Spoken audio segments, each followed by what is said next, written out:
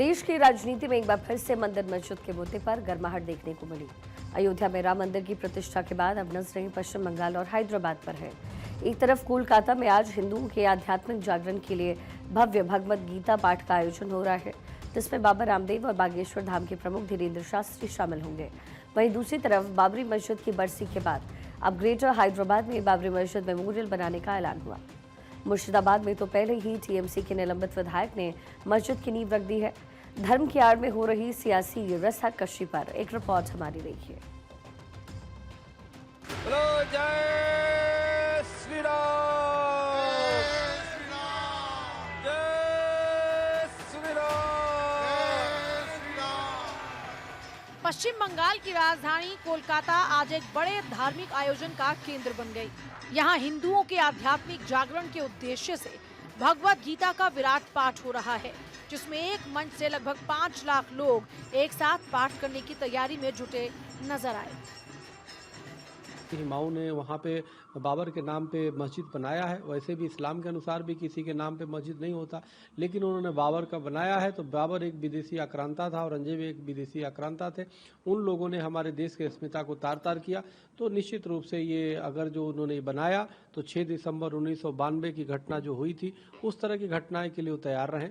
कोई भी इस देश में कश्मीर से कन्याकुमारी तक अगर बाबर के नाम पे या औरंगजेब के नाम पे इस तरह से मस्जिद बनाता है या कोई भी प्रतीक चिन्ह बनाता है, उसको इस भारत के रहने वाले देश भक्त जो है उसे किसी भी तरीके से उसको बर्दाश्त नहीं करेंगे और उसको निश्चित रूप से उखाड़ फेंकेंगे। इस कार्यक्रम में योग गुरु बाबा रामदेव, धार्मिक गुरु धीरेन्द्र शास्त्री, कार्तिक महाराज जैसे प्रमुख संत शामिल हो रहे हैं। ये आयोजन ऐसे समय में हो रहा है जब राज्य में राजनीतिक ध्रुवीकरण अपने चरम पर है। ये भव्य धार्मिक जुटान न सिर्फ बंगाल में आध्यात्मिक ऊर्जा का संचार कर रही है, बल्कि राज्य की सियासी तस्वीर पर भी इसका गहरा प्रभाव पड़ सकता है। अच्छी बात है भाई, उनकी आस्था के मुताबिक जो गीता है, भगवत गीता, वो धार्मिक किताब है, आस्था का प्रतीक है। करें वो कथा, क्या बुराई है उसमें। मैं यही तो कह रहा हूं कि दोनों काम संवैधानिक है। फिर लड़ाई कौन लड़ रहा है? राजनीतिक लड़ाई हुई ना। मस्जिद बनाना भी धार्मिक काम है, गीता का पाठ करना भी धार्मिक काम है। ना उसको संविधान मना करता है, ना इसको संविधान मना करता है। कीजिए दोनों काम। मैं कहता हूं 5 लाख क्यों, 10 लाख होने चाहिए। जब 80 करोड़ है मुसलमान वो हिंदू देश में, तो सिर्फ 5 लाख क्यों पहुंचे? वहां तो 10 लाख और 15 लाख होने चाहिए थे। ऐसे ही मस्जिद बनाने में भी 3 लाख 4 लाख क्यों पहुंचे? वहां तो 10 लाख 15 लाख 20 लाख होने चाहिए थे। तो ये गैर संवैधानिक काम नहीं है। बहुत अच्छी बात है, कीजिए, लेकिन उद्देश्य दूसरे से नफरत करना ना हो, मस्जिद बनाने में भी और गीता का पाठ करने में भी। कोलकाता में भगवत गीता पाठ के बीच अब बाबरी मस्जिद के नाम पर राजनीतिक गतिविधियां तेज हो गई हैं। दरअसल बाबरी मस्जिद के नाम पर विवाद की शुरुआत पश्चिम बंगाल के मुर्शिदाबाद से हुई थी। यहाँ तृणमूल कांग्रेस के निलंबित विधायक हुमायूं कबीर ने बाबरी मस्जिद के निर्माण की नींव रखी। कबीर ने अपने इस कदम का बचाव करते हुए कहा था कि वो कुछ भी गैर कानूनी नहीं कर रहे हैं। कल जो नींव रखा बाबरी मस्जिद का, इनको साथ कोई पॉलिटिक्स का कोई जोड़ा नहीं चाहिए। भाई पॉलिटिक्स अलग सिस्टम में करेंगे। और बाबरी मस्जिद ट्रस्ट जो मेरा हुआ, वेस्ट बंगाल का जो ट्रस्ट बनाया, West Bengal Islamic Foundation of India, ये ट्रस्ट के तरफ में ये बाबरी मस्जिद बन चुका हूँ।